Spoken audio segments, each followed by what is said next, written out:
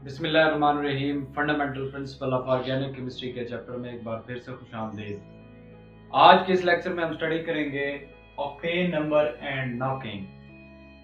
आज के इस लेक्चर में हम आपको बताएंगे किसी भी फ्यूल की क्वालिटी अगर आपने चेक करनी हो तो आप कैसे चेक कर सकते हैं, और अगर आप लो क्वालिटी वाला फ्यूल इंजन में इस्तेमाल करें तो उसके क्या नुकसान होंगे। और उसके बाद हम आपको बताएंगे कि ये जो रेगुलर फ्यूल आप यूज करते हैं मोटर बाइक्स में, उसका ऑक्टेन नंबर क्या होता है और मैक्सिमम ऑक्टेन नंबर कौन से फ्यूल का होता है। ये सारा आज हम डिस्कस करेंगे आज के इस लेक्चर में। इससे पहले हमने एक क्रैकिंग का एक लेक्चर आपको पढ़ाया है। क्रैकिंग में हमने ये देखा था, क्रैकिंग जब हम करते हैं तो हमें गैसोलीन की क्वांटिटी हाई मिलती है, क्वांटिटी ऑफ गैसोलीन जो है वो हमें ज्यादा मिलती है क्रैकिंग से। लेकिन इस क्रैकिंग से जो हमें क्वालिटी मिलती है गैसोलीन की, वो क्वालिटी लो होती है। क्रैकिंग जब हम करते हैं तो गैसोलीन की क्वांटिटी हाई, लेकिन जो उसकी गैसोलीन की क्वालिटी होती है वो लो होती है। क्यों लो होती है? क्योंकि उसमें उस गैसोलीन के अंदर सैचुरेटेड हाइड्रोकार्बन मौजूद होते हैं। सैचुरेटेड हाइड्रोकार्बन कौन से? पेंटेन से लेकर ऑक्टेन तक। ये पेंटेन है, ये ऑक्टेन है, ये सैचुरेटेड हाइड्रोकार्बन है, ये उस गैसोलीन में मौजूद होते हैं जो हम क्रैकिंग से हासिल करते हैं। जिसकी वजह से होता क्या है कि गैसोलीन की क्वालिटी खराब हो जाती है। क्यों? ये सैचुरेटेड हाइड्रोकार्बन है, स्ट्रेट चेन कंपाउंड है, इनका बॉइलिंग पॉइंट हाई होता है। इस वजह से जब ये गैसोलीन में आते हैं तो गैसोलीन का बॉइलिंग पॉइंट तो लो होना चाहिए, 40 वाली रेंज से शुरू होता है वो तो, लेकिन इनके बॉइलिंग पॉइंट जो है वो हायर हो जाते हैं क्योंकि straight chain compounds.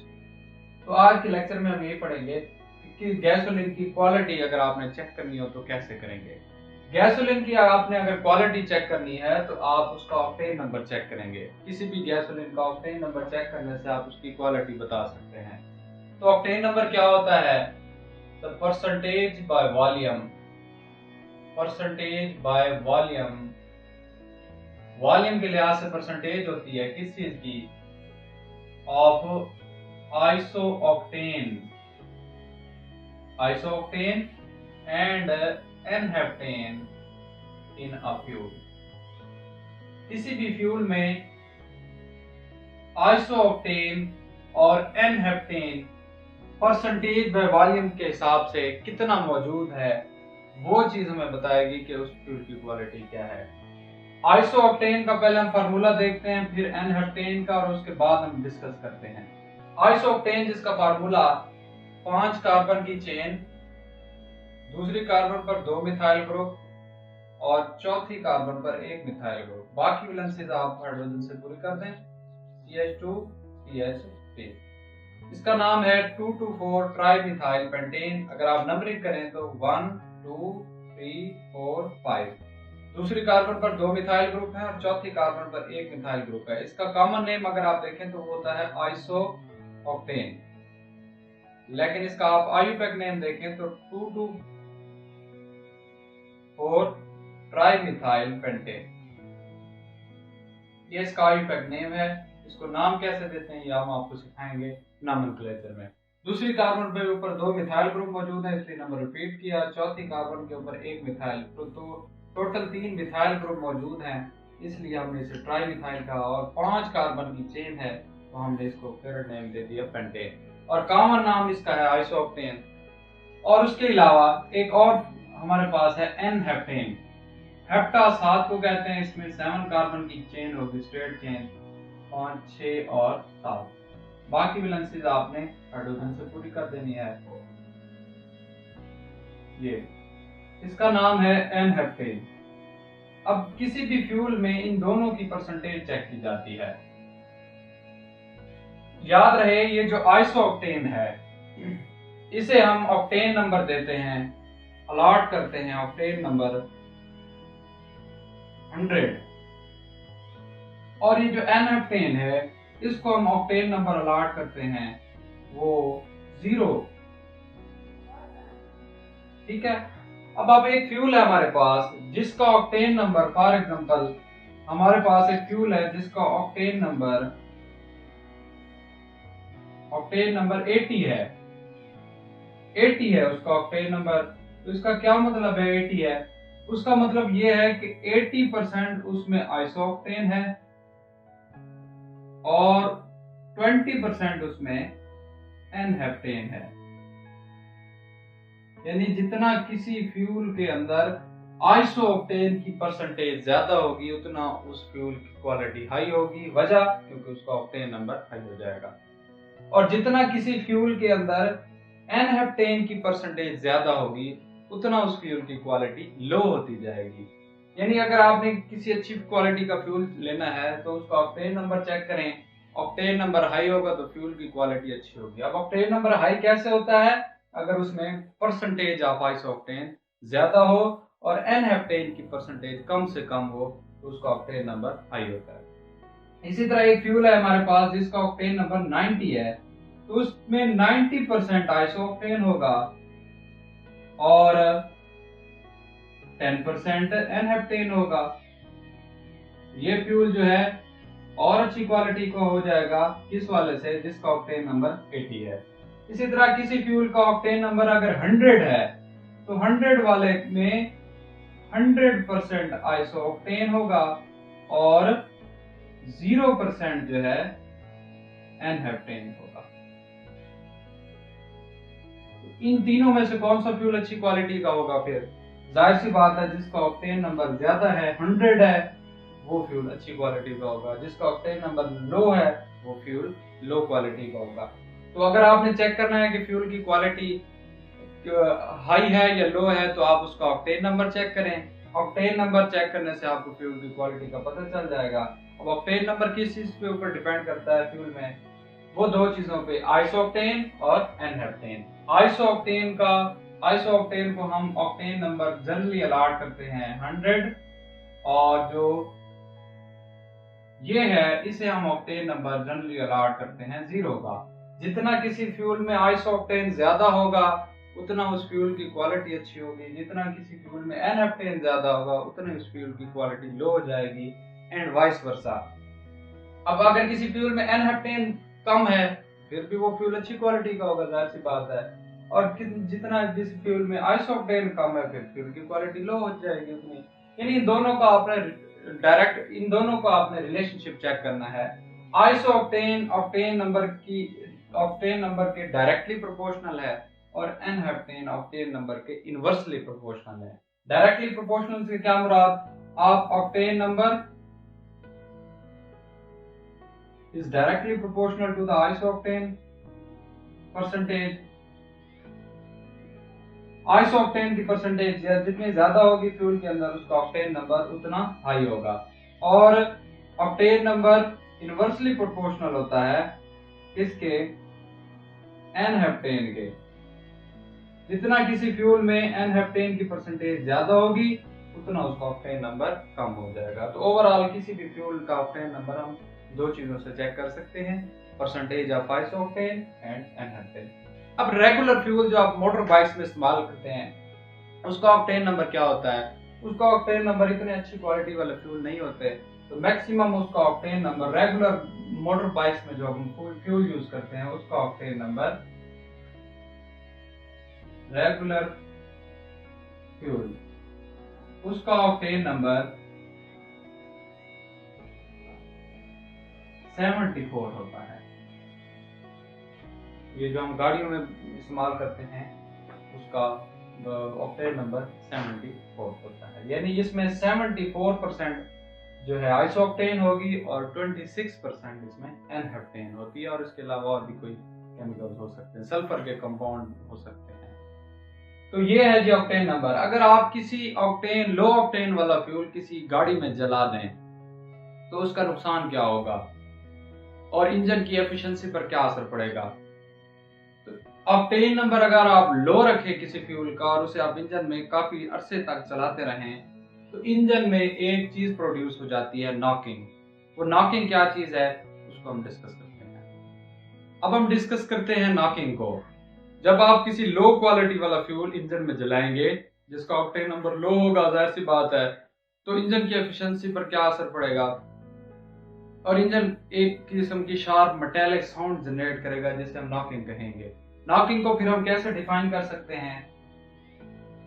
The sharp metallic sound, ये एक शार्प मेटालिक साउंड होती है।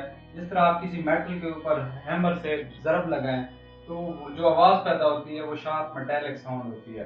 The sharp metallic sound produced when a fuel of low quality. अब लो क्वालिटी का क्या मतलब? उसका octane number low, octane number low is burned in an engine, किसी भी इसे इंजन में जलाएं तो होगा क्या? कंबस्टन में बी इनिशिएटेड, तो कंबस्टन स्टार्ट हो सकती है before the spark plug fire, before the spark plug fire. Spark plug के फायर करने से पहले ही कंबस्टन शुरू हो सकती है, और इस चीज को हम नाम देते हैं, उस शार्प मेटालिक साउंड जो प्रोड्यूस होती है जब हम इंजन के अंदर लो क्वालिटी वाला फ्यूल जलाते हैं, तो कंबस्टन जो है स्पार्क प्लग के फायर करने से पहले शुरू हो सकती है, और इस शार्प मेटालिक साउंड का हम नाम देते हैं जी नॉकिंग का। नॉकिंग का, नॉकिंग को समझने से पहले आप इंजन को समझें। ये इंजन है हमारे पास, लेट से ये सिलेंडर, यहां से आपने ये एयर और फ्यूल, यहां इससे इसका मिक्सचर आता है, और यहां पे हमारे पास ये स्पार्क प्लग लगा है। फॉर एग्जांपल यहां पे हमारे पास स्पार्क प्लग लगा हुआ है इंजन के अंदर, ये स्पार्क प्लग है, और यहां से एयर और फ्यूल का मिक्सचर आ रहा है। यहाँ इस सिलेंडर के अंदर एक पिस्टन लगा हुआ है। ये पिस्टन क्या है? ये अपवर्ड एंड डाउनवर्ड मूव करता है, तो यहाँ पे फ्यूल जो है मौजूद है। अभी ये कंप्रेस फॉर्म में नहीं है। जब ये पिस्टन अपवर्ड जाएगा, फॉर एग्जांपल यहाँ जब पहुंचता है पिस्टन इस स्पार्क प्लग के करीब यहाँ पे, तो ये फ्यूल कंप्रेस फॉर्म में आ जाता है। एयर और फ्यूल का ये जो मिक्सचर होता है ये कंप्रेस फॉर्म में आ जाता है। तो उस वक्त होता क्या है, इस स्पार्क प्लग से एक फायर निकलती है, एक चिंगारी किस्म की निकलती है जो इस सारे फ्यूल को जलाती है। यहाँ स्पार्क प्लग से एक फायर निकलेगा जो सारे फ्यूल जो यहाँ पे मौजूद है इसको जलाएगा। इसको जलाएगा तो यहाँ पे प्रेशर और टेम्परेचर हाई हो जाएगा, प्रेशर भी हाई और टेम्परेचर भी हाई। तो एज अ रिजल्ट होगा क्या? प्रेशर टेम्परेचर बढ़ने की वजह से ये पिस्टन डाउनवर्ड मूव करना शुरू कर देगा, तो फिर अपनी जगह पर आएगा, फिर ये ऊपर पुश होगा, फिर ये डाउनवर्ड आएगा, फिर ये फ्यूल मतलब है कि जलेगा, फिर ये पिस्टन डाउनवर्ड आएगा। तो यूं ये सिलसिला चलता रहता है इंजन के अंदर, और इंजन जो है इंजन के अंदर ये सिलसिला चलता रहता है और इंजन वर्क करता रहता है, यानी कि प्रेशर जनरेट करता रहता है और as a result mechanical work हम ले लेते हैं उसे। अब होता क्या है कि अगर आप लो क्वालिटी वाला फ्यूल यूज करें इंजन के अंदर, तो ये पिस्टन जो है यहाँ पे पहुंचेगा, यहाँ पे पहुंचेगा, तो फ्यूल भी अभी इतना कंप्रेस नहीं हुआ होगा, ये अभी फ्यूल इतना ज्यादा पहले की निस्बत कंप्रेस नहीं हुआ होगा। तो फिर होगा क्या? इस स्पार्क प्लग के फायर करने से पहले ही ये फ्यूल जल उठेगा, क्योंकि पिस्टन जब अपवर्ड मूव करेगा तो जाहिर सी बात है प्रेशर टेम्परेचर भी अपवर्ड बढ़ना शुरू हो जाएगा इस सिलेंडर के अंदर। तो एज अ रिजल्ट होगा क्या? उस प्रेशर टेम्परेचर हाई होने की वजह से फौरन ये फ्यूल जल उठता है। अभी जब स्पार्क प्लग ने फायर भी नहीं किया तो ये इंजन के अंदर ये जो फ्यूल है ये जल उठता है, पिस्टन अभी आधे रास्ते पर मौजूद है, तो यानी फिर से ये पिस्टन डाउनवर्ड आ जाता है, क्योंकि यहाँ तो फ्यूल जल गया, ये डाउनवर्ड आ जाता है, फिर ये अपवर्ड जाता है, फिर सेंटर से वापस आ जाता है, यानी पिस्टन ने यहाँ तक जाना था और ये सेंटर में आके रुक जाता है। तो जाहिर सी बात है पिस्टन सही सारा सिलेंडर के अंदर मूव नहीं करेगा, तो ज्यादा से ज्यादा प्रेशर जनरेट नहीं हो सकेगा, इतना प्रेशर जनरेट नहीं हो सकेगा, उतना मैकेनिकल वर्क कम होगा, इंजन की एफिशिएंसी कम होती जाएगी। और ऐसा कब होता है? जब आप फ्यूल यूज करें लो ऑक्टेन नंबर वाला, जिसकी क्वालिटी लो हो किसी इंजन के अंदर, तो वो स्पार्क प्लग के फायर करने से पहले ही जल उठता है। तो इस वजह से इंजन के अंदर एक शार्प मेटेलिक साउंड की जनरेट होती है, जिसे हम नाम देते हैं नॉकिंग का।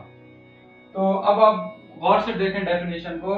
The sharp metallic sound produced, sharp metallic sound produce होती है कब? When a fuel of low quality is burned in an engine, किसी इंजन के अंदर आप लो क्वालिटी वाला फ्यूल जलाएं तो होता क्या है? एज अ रिजल्ट कंबस्शन में बी इनिशिएटेड, कंबस्शन स्टार्ट हो जाती है before the spark plug fire, spark plug के फायर करने से पहले ही कंबस्शन शुरू हो जाती है। इस प्रोसेस को हम नाम देते हैं नॉकिंग का। और याद रहे, knocking reduces the efficiency of engine, reduces the efficiency of engine। अब आपको समझ आ गया इंजन की एफिशिएंसी क्यों कम हो जाती है? क्योंकि पिस्टन जो है वो सिलेंडर के अंदर फुली मूव नहीं कर सकता, इसलिए मैकेनिकल वर्क लेस जनरेट होता है और उस वजह से इंजन की एफिशिएंसी कम हो जाती है।